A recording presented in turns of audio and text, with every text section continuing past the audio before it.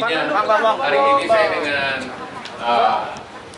Pemprov DKI, tentu saja dengan Pak Gubernur lain juga seperti itu, terbuka untuk katakan melakukan supporting system terhadap kebutuhan pangan yang ada di tempat masing-masing gubernur.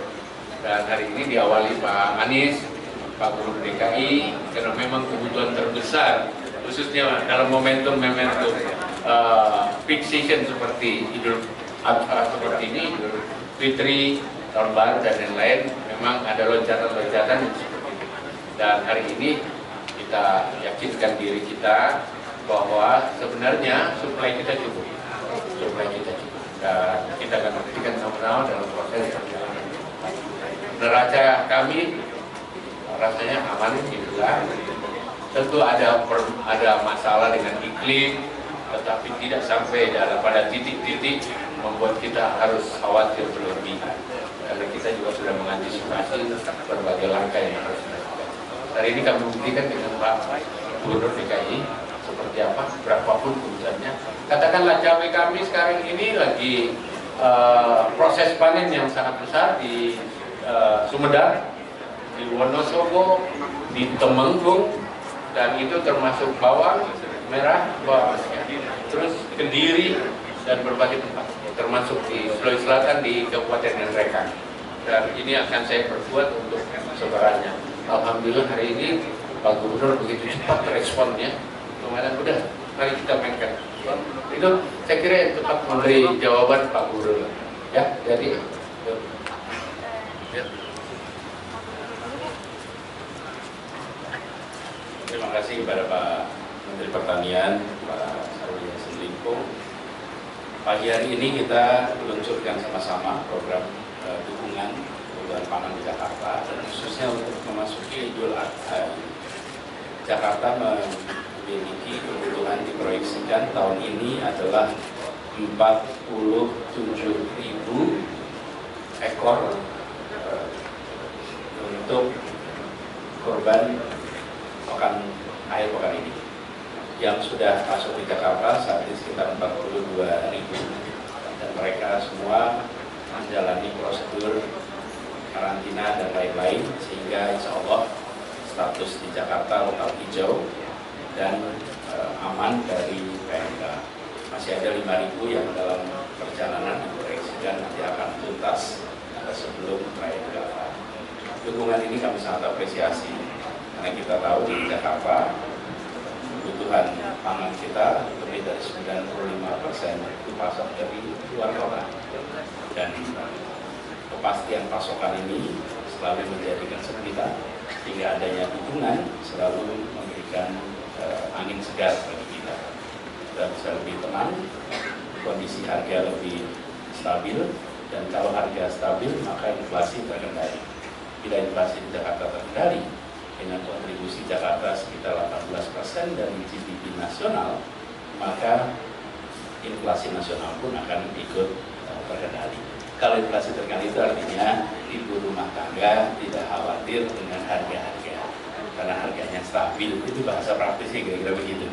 Dan kita berharap ini terus kita jalankan. Terima kasih Pak Menteri dan seluruh jajaran atas komitmen dukungan ini, dan kita berharap bila di Jakarta dapat dukungan, maka di daerah-daerah lain pun dapat dukungan. Insya Allah seluruh Indonesia kondisi inflasinya terkendali. Itu aja dari saya. Terima kasih. Sekarang kita punya vaksin udah 3 juta, sudah di Jakarta, sudah ditaruh di Bogor.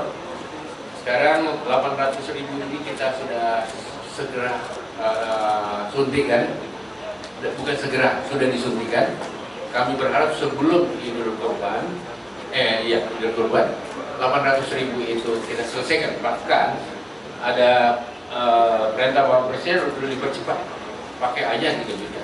Ya, saya kira itu yang paling penting. Memang PMK hadir, tetapi insya Allah seperti daerah hijau kita masih banyak.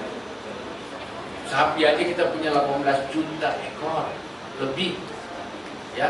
Jadi seperti itu, sehingga insya Allah dengan pengetatan yang kita lakukan, ada daerah-daerah yang memang daerah merah yang tidak boleh ada hewan yang masuk atau keluar dari daerah merah, daerah hijau boleh ke daerah merah nggak boleh keluar kemana-mana. Dan alhamdulillah gugus tugas, BNPB dan lain-lain bersama TNI Polri sementara dijaga dengan sangat ketat. Tapi tidak berarti ketersediaan untuk kebutuhan Idul Kurban ini terganggu. Kita udah punya mappingnya yang cukup. Misalnya di mapping saya kita udah sesuaikan tadi kebutuhan yang kurang, sortitnya di sini 5.000. Udah tahu dari mana ngambilnya. Jadi dari daerah supply kita atur ke daerah pangan lain juga seperti itu. Sekarang disebut 800 ini terus jalan, sudah ada di semua tempat, ya, terutama pada daerah-daerah yang kantong-kantong isolasi yang harus kita perbaiki. Zona merah sekarang sudah berapa wilayah, Pak? 2,2 juta kan terhambat karena anggaran, Pak, ya? Apa? 2,2 juta vaksin dari 3 juta kan terkendala. Enggak ada lagi, enggak ada hambatan. Sekarang aja semua, Pak. Sudah jalan. Zona merah sekarang ada berapa wilayah, Pak? Jadi gini, yang katakanlah terpapar itu 19 daerah, kemudian sekian ratus kabupaten itu terpapar daerah masuknya, masuk daerah. Tapi tidak semua kabupaten, satu kabupaten seluruh kecamatannya kena, seluruh desanya kena, enggak. Oleh karena itu, ya lockdown kita lebih banyak kepada zona merah yang berbasis kepada kecamatan dan desa. Ya, tidak berarti satu kabupaten ini kita biarin iseng-iseng seperti itu, enggak.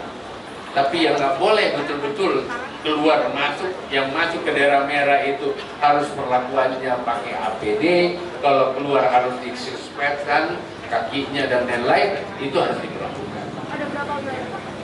Jumlahnya cukup banyak, karena itu zonanya, zona kecamatan, jadi cukup banyak, itu ribuan lah kalau zona kecamatan, ya. Tapi yang kena di tingkat kabupaten yang kita katakan daerah wabah, sudah declare daerah wabah itu